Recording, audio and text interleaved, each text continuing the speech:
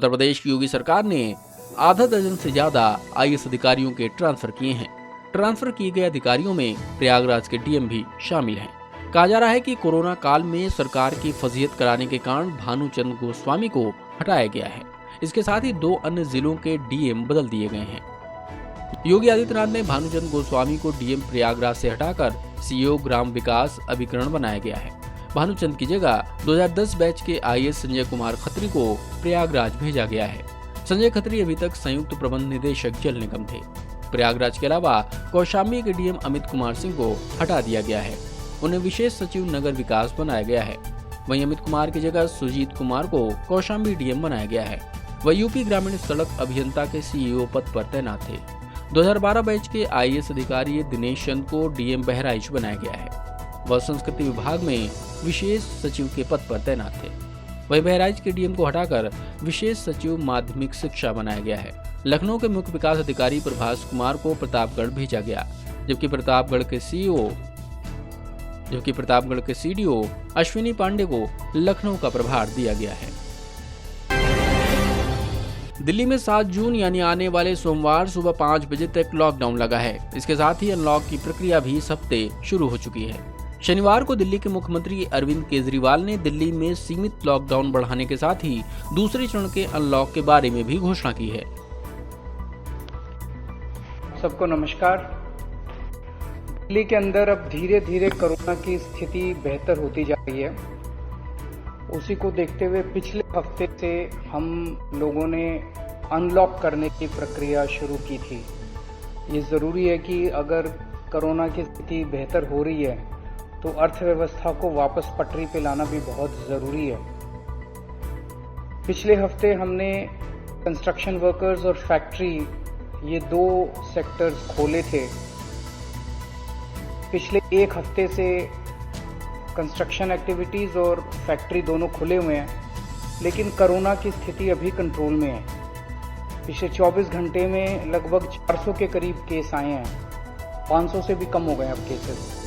400 के करीब केसेस आए हैं और 0.5% के करीब पॉजिटिविटी बची है, संक्रमण दर बची है। तो स्थिति काफ़ी कंट्रोल में है और भगवान करे ऐसे कंट्रोल में रहे। तो ये वाला जो लॉकडाउन पिछले हफ्ते ऐलान किया था वो सोमवार को सुबह 5 बजे तक है। उसके आगे भी लॉकडाउन जारी रहेगा, लेकिन काफ़ी सारी और एक्टिविटीज़ में रियायत दी जा रही है, उनको खोला जा रहा है। एक तो जितने बाजार हैं, मॉल्स हैं, उनको खोला जा रहा है ऑड इवन के बेसिस पे, कि आधी दुकानें एक दिन खुलेंगी, आधी दुकानें दूसरे दिन खुलेंगी, आधी दुकानें एक दिन, आधी दुकानें दूसरे दिन। 10 बजे से सुबह 10 बजे से शाम को 8 बजे तक दुकान नंबर के हिसाब से, ऑड इवन के हिसाब से दुकानें खोली जाएंगी। दूसरा, जितने दिल्ली में सरकारी दफ्तर हैं, उन सरकारी दफ्तरों में ग्रुप ए ऑफिसर्स जो हैं वो 100% काम करेंगे और ग्रुप बाकी उसके नीचे वाले जो हैं वो 50% काम करेंगे। लेकिन जो एसेंशियल सर्विसेज में काम करने वाले कर्मचारी हैं वो 100% काम करेंगे और हर एचओडी डिसाइड करेगा कि किसको एसेंशियल सर्विस कहना है और किसको 50% करना है और किसको 100% करना है। जितने प्राइवेट ऑफिसेज हैं उन सभी प्राइवेट ऑफिसेज में 50% मैन पावर के साथ वो खोले जा सकते हैं और लेकिन कोशिश करेंगे कि ज़्यादा से ज़्यादा लोग वर्क फ्रॉम होम करें और अपने प्राइवेट ऑफिसेज कोशिश करें अपने टाइम को स्टैगर करने की, कि ताकि सब लोग एक साथ सड़क पे ना आए। दूसरी चीज, जो स्टैंड अलोन शॉप्स हैं और जो एसेंशियल सर्विसेज प्रोवाइड करने वाली शॉप्स हैं वो ऑड इवन के बेसिस पे नहीं, वो रोज खुलेंगी। दिल्ली मेट्रो 50% कैपेसिटी के ऊपर चालू की जा रही है और ई कॉमर्स के जरिए जो सामान बेचने की प्रक्रिया है वो चालू रहेगी। तो मोटे मोटे तौर पे ये चीज़ों की रियायत दी जा रही है। यूके के लिवरपूल शहर में मर्सीसाइड स्थित बीच पर पार्टी करने पहुंचे एक परिवार को जलपरी का कंकाल मिला है। इस कंकाल की तस्वीरें बहुत तेजी से सोशल मीडिया पर वायरल हुई हैं, जिसने दुनिया भर में खलबली मचा दी है। डेली मेल की रिपोर्ट के मुताबिक 1 जून को यूके में रहने वाले क्रिस्टी जॉन अपनी फैमिली के साथ बीच पर पिकनिक मनाने गए थी। सभी समुद्र के किनारे एंजॉय कर रहे थे, तभी उनकी नजर एक बेहद अजीबोगरीब चीज पर पड़ी। उन्होंने बताया कि कंकाल का ऊपरी हिस्सा इंसान की तरह था, जबकि निचले हिस्से में मछली की तरह पूंछ थी। तभी क्रिस्टी को एहसास हुआ कि वो दरअसल जलपरी का कंकाल मिला है। हालांकि तस्वीरें वायरल होते ही कुछ लोगों ने सवाल भी उठाने शुरू कर दिए हैं। लोग जानना चाहते हैं कि क्या जलपरियां मात्र कहानियों की उपज हैं या सच में इनका अस्तित्व होता है। हालांकि अभी तक क्रिस्टी के लिए मत्स्यांगना कंकाल की असली पहचान एक पहेली बनी हुई है। टीवी एक्टर करण मेहरा और उनकी पत्नी निशा रावल के बीच की लड़ाई थमने का नाम नहीं ले रही है। दोनों के रिश्तों को लेकर रोज नए खुलासे हो रहे हैं। एक तरफ जहां करण ने निशा पर बायोपोलर होने का इल्जाम लगाया है, तो वही निशा का कहना है कि करण उनके साथ मारपीट करते हैं। करण घरेलू हिंसा के आरोप में हवालात की हवा भी खा चुके हैं। छोटे पर्दे के कलाकार इस मुद्दे पर बटे हुए नजर आ रहे हैं। कुछ हैं जो करण को सपोर्ट कर रहे हैं और कहते हैं कि वो ऐसा कुछ नहीं कर सकते, तो वहीं कुछ निशा के समर्थन में आगे आए हैं। देश में कोरोना वायरस के खिलाफ वैक्सीनेशन जोरों शोरों से चल रहा है। कई जगहों पर वैक्सीनेशन के लिए लोगों को लंबा इंतजार करना पड़ रहा है। वहीं दूसरी तरफ कई ग्रामीण क्षेत्रों में लोग अभी भी वैक्सीन लेने से हिचक रहे हैं। कोरोना वैक्सीन सभी को लगे और लोग इस खतरे से बाहर आ सकें, इसके लिए जिला प्रशासन से लेकर ग्राम प्रधान तक सभी ने कमर कस ली है। उत्तर प्रदेश के देवरिया जिले में नायब तहसीलदार मुकेश वर्मा ने ग्रामीण इलाकों में घूम कर कोरोना वैक्सीन के प्रति लोगों को जागरूक किया और साथ ही लोगों से कोरोना टीकों को लेकर अफवाह फैलाने वाले और भ्रमित करने वाले लोगों की जानकारी देने को कहा। कोई भ्रांति फैला रहा हो, अफवाह फैला रहा हो, आप उसका नाम लिख के दीजिए, सूचित करिए थाने को, उठवा लें उसको, समझ में आ जाए। फिर पूरी टीम बैठी हुई है यहाँ पर, बताइए। एकदम सफाई कर्मियों को ले लीजिए, उनको लेखपाल साहब एक बार फिर ले लीजिए, आप जाइए क्षेत्र में। इसके अलावा अलग अलग गांवों के ग्राम प्रधान व सेक्रेटरी द्वारा कोरोना टीके लगा रही स्वास्थ्य टीम का सहयोग किया गया और इसके साथ ही लोगों को कोरोना टीके के प्रति जागरूक किया गया। आज सामी पट्टी गांव में कोरोना का वैक्सीन आया है और 20 लोगों को लगा है। गांव में लोगों में बहुत उत्साह है कि भाई हम लोग सबको कोरोना का वैक्सीन लगे। बहुत ही कुशल तरीके से यहाँ का वैक्सीनेशन संपन्न हुआ। यहाँ जो मेरे गांव में जो टीम बनी हुई है, निगरानी समिति, जिसमें सफाई कर्मचारी, आशा, आंगनबाड़ी कार्यकर्ती, कोटेदार, ग्राम प्रधान, ग्राम पंचायत सचिव, लेखपाल, सारी टीमें गांव में प्रत्येक दरवाजे पे घूम के लोगों को जागरूक करके यहाँ तक लाने में काफ़ी सहयोग की हैं, जिसके माध्यम से यहाँ का वैक्सीनेशन सफलतापूर्वक सफल हुआ और लगभग 50 का लक्ष्य हम लोगों ने आज प्राप्त किया। इसी तरह से RT-PCR में हमारे यहाँ लगभग 145 जांच पूरी हुई है।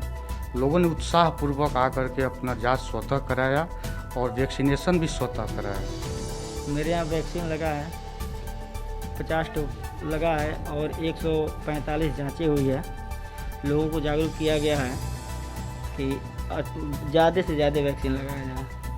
और वैक्सीन लगाने का मेन मकसद यह है कि जिस तरह बॉर्डर पर हमारे जवान लड़ते हैं अपने सेफ्टी के लिए ब्रूक जैकेट पहन के, उसी तरह ये हम लोग की सेफ्टी के लिए है। मैं यही प्रार्थना करूंगा कि सब लोग मिलके इससे लड़ें और जागरूक होके और अच्छे से जाकर वैक्सीन लगवाएं और सबको जागरूक करें।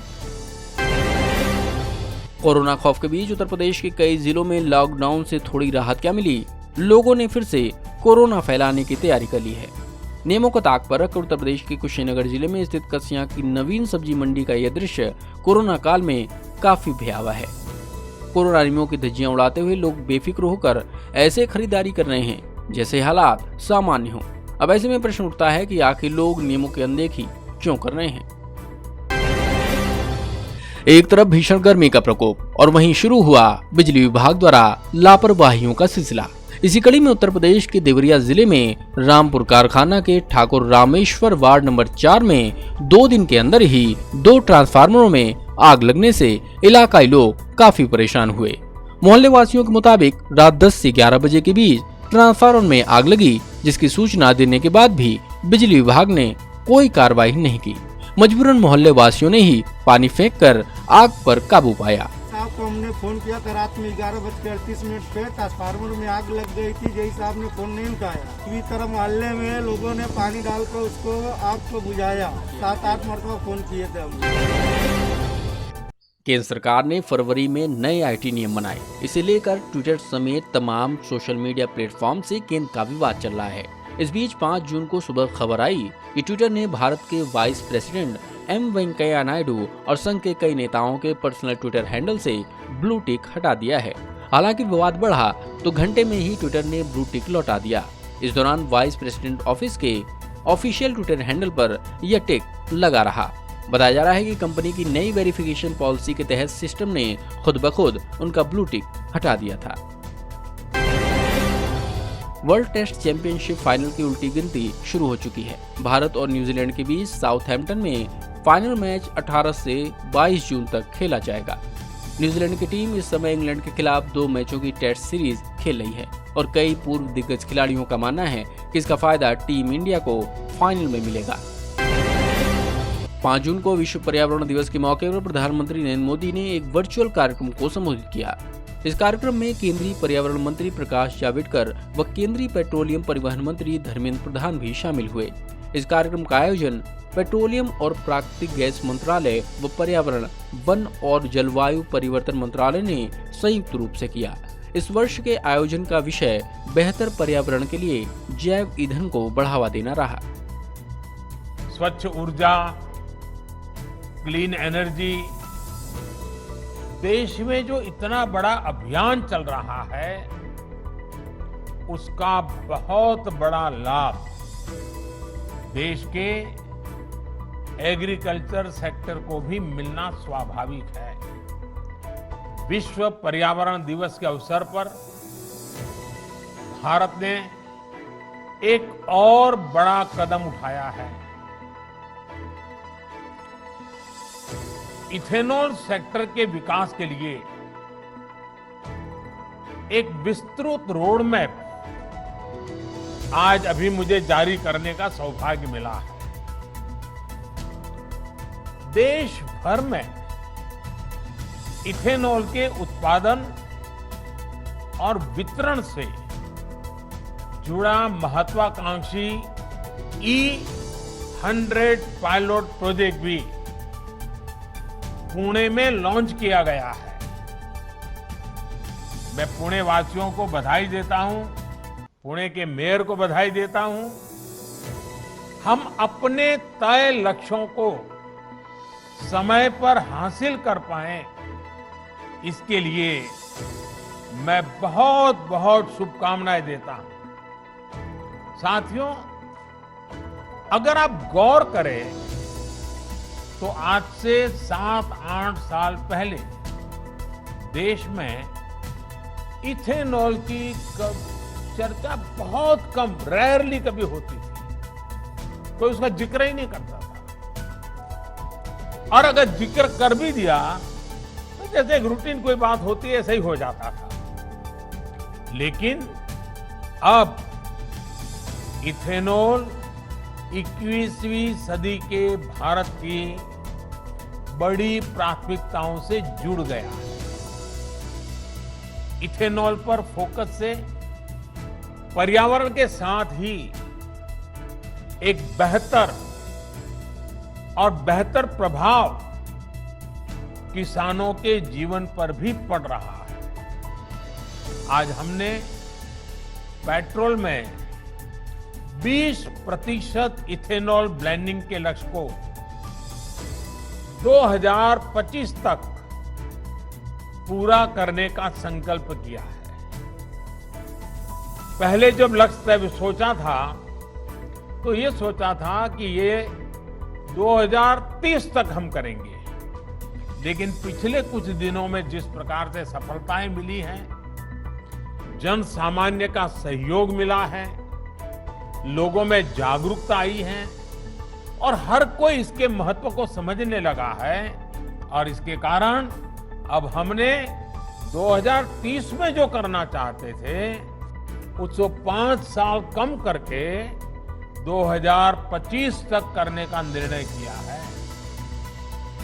5 साल एडवांस। साथियों, इतने बड़े फैसले का हौसला बीते 7 सालों में देश ने जो लक्ष्य प्राप्त किए हैं, देश ने जो प्रयास किए हैं और उसमें से जो सफलता मिली है, उसी के कारण ये आज निर्णय करने की हिम्मत आई है। 2014 तक भारत में एवरेज औसतन सिर्फ 1-1.5% इथेनॉल की ही ब्लेंडिंग हो जा पाती थी। आज ये करीब करीब 8.5% तक पहुंच गया है।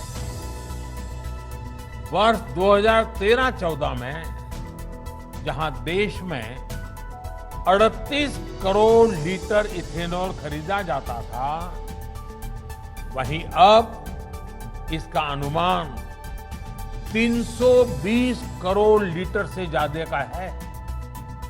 यानी करीब करीब 8 गुना ज्यादा इथेनॉल खरीदा गया है। बीते साल ही ऑयल मार्केटिंग कंपनियों ने करीब 21,000 करोड़ रुपए का इथेनॉल खरीदा है। इसका एक बड़ा हिस्सा, 21,000 करोड़ रुपया खर्च किए गए, उसका बड़ा हिस्सा हमारे देश के किसानों की जेब में गया है।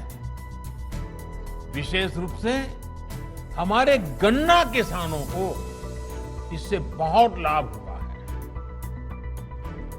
वर्ष 2025 तक जब पेट्रोल में 20% इथेनॉल ब्लेंडिंग होने लगेगी, तो आप अंदाज लगा सकते हैं कि किसानों को कितनी बड़ी मात्रा में ऑयल कंपनियों से सीधे पैसे मिलेंगे।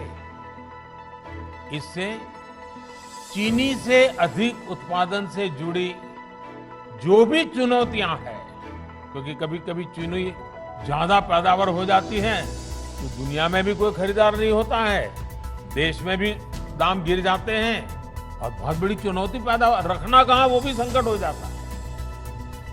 ऐसी सारी चुनौतियों को कम करने में और इसका सीधा लाभ गन्ना किसान की सुरक्षा से जुड़ जाता है। बहुत लाभ होने। Heavy discount on all grocery items. Only on wildbasam.com. Past,